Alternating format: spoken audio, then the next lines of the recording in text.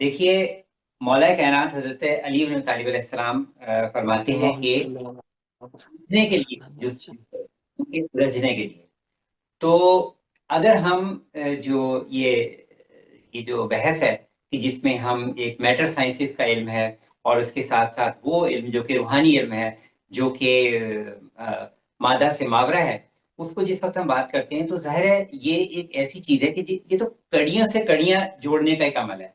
जैसे जब आफाकी निज़ाम के मुतालिक रिसर्च हो रही थी और अनासिर की तश्कील पर बात हो रही थी, तो साइंसदानों ने एक सैयारा दरियाफ्त किया, दूसरा दरियाफ्त किया, लेकिन फिर उन्होंने कहा कि इसके दरमियान में भी कोई होना चाहिए। फिर उन्होंने उसको दरियाफ्त किया तो कड़ी से कड़ी मिल गई। फिर उन्होंने कहा नहीं, इसके अलावा भी होना चाहिए। तो होते होते ये जुस्तजू बढ़ती चली गई।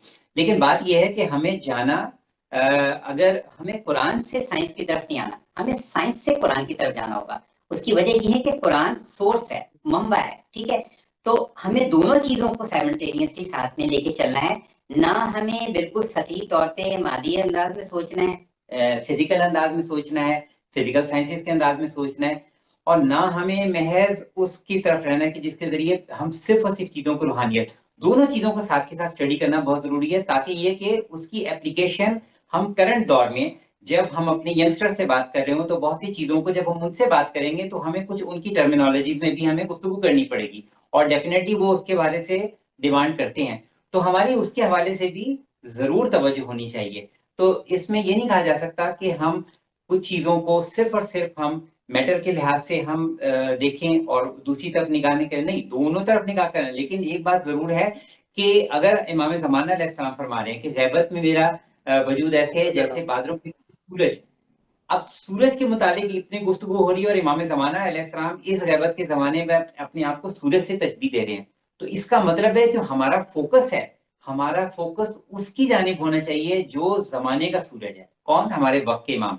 जब हम उनकी साथ पर तवज्जुहात को मरकूज रखेंगे तो खुद ब खुद हम देखेंगे कि बहुत सी गुत्थियां हमें सुलझती चली जाएंगी। बहुत सी चीजों के बारे में अगर फर्ज करें हम उस सब्जेक्ट के बारे में उस तरीके से हमारी डीप रिसर्च नहीं भी होगी, लेकिन तब भी हम किसी ना किसी कदर उसको समझ लेंगे, क्योंकि कुरान, मासूमीन अलैहिस्सलाम के फरमान, मौला कायनात के खुतबात, इमाम ज़ैनुल आबिदीन अलैहिस्सलाम के जितने इरशादात हैं, इसके अलावा दीगर इमाम जाफर सादिक, इमाम बाकर, कहीं ना कहीं वो चीजें हमें उसकी एक्सप्लेनेशन हमें मिलती चली जाएंगी। बस उसके बाद उनको कड़ियों से कड़ियां मिलाते चले जाएं, इल्मी सतह को बुलंद करते चले जाएं और जहनी सतह को बुलंद करते चले जाएं। और यही समझने का अमल है, और इसी के जरिए हम अपनी जहनी सतह को बुलंद कर सकते हैं। अगर हम खाली मैटर साइंसेस की तरफ ही रहेंगे तो लाजमी बात है हमारा जहनी शऊर उसी के हिसाब से रहेगा।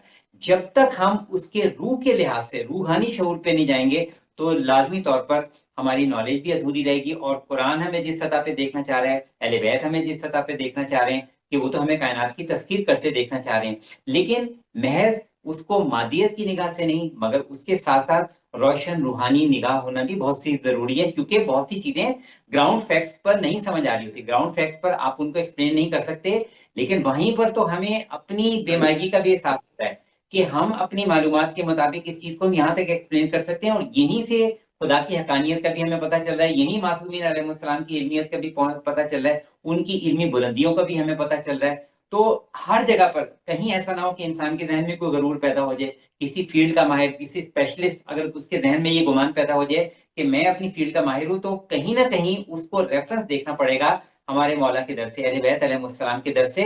वगरना इंसान के अंदर वो रऊनियत पैदा हो जाएगी, इंसान के अंदर वो गरूर और तकब्बुर पैदा हो ठीक जाएगा जो ठीक है। खुदा नहीं चाहता कि मोमिन के अंदर पैदा हो। यही वजह है कि रूहानी अलूम पर निगाह रखना भी बहुत जरूरी है। कुरान के जो रूहानी इस्तारे हैं, मासूमीन अलैहिस्सलाम के जो मौजूदात हैं, उनकी जानिब निगाह रखना भी जरूरी है। और इसके साथ साथ जो दुनिया में जो कुछ तरक्की हो रही है, जो कुछ इन्वेंशन हो रही हैं, उसके हवाले से भी। लेकिन हमें रहना एक औसत सतह पे है, ना हमें बहुत एक्सट्रीम सतह पे जाना है और ना हमें बहुत लो सतह पे, बल्कि औसत अंदाज में सोचना है, ताकि हम इंसानी माशरे में एक औसत जहन के फर्द के अफराद के मुताबिक हम सोचते समझते हुए बगैर उलझे हुए हम आगे बढ़ सकें। बहुत खूब। बहुत बेहतर, इजाजत बहुत दीजिए, खूब। इजाजत दीजिए मुझे। जी, बिस्मिल्लाह बिस्मिल्लाह बिस्मिल्लाह। जैदी साहब ने, और बहुत अच्छा, जैदी साहब ने ना मेरी जो मैं चाह रहा था उसको आसान कर दिया। जैदी साहब ने, सर सैयद अहमद खान साहब ने जो किताब लिखी थी, बेचारे सर सैयद अहमद खान अगर आले मोहम्मद के दर पे आके सजदा कर